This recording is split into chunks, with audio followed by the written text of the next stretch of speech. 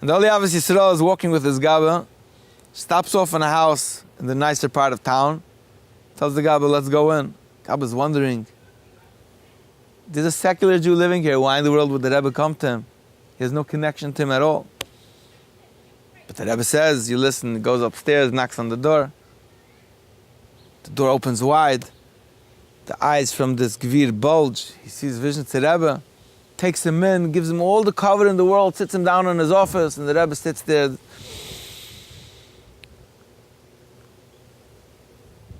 Doesn't say a word.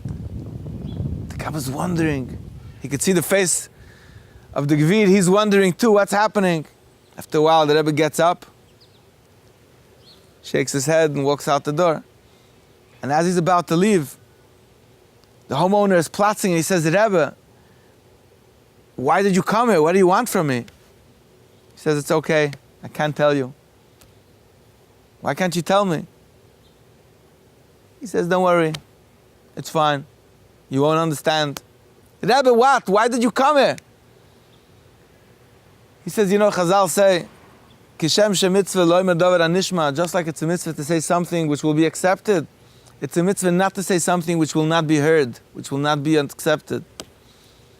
And this Gvir is extremely curious. He's saying, Rebbe, but what is it? He says, I can't tell you, you won't be able to hear it. He says, no, Rebbe, tell me. He says, listen, there's this almana in town, a widow. She owes a lot of money to the bank that you're the banker from, and they're about to take away her house. It's in foreclosure. I need you to please help her.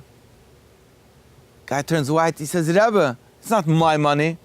It's the bank's money. I can't just wipe off a debt. Said the Rebbe, that's exactly what I meant. But I had to fulfill the mitzvah of coming and not telling you what you can't hear. And he turned white again. The Rebbe left. And by the next week, the debt was wiped off.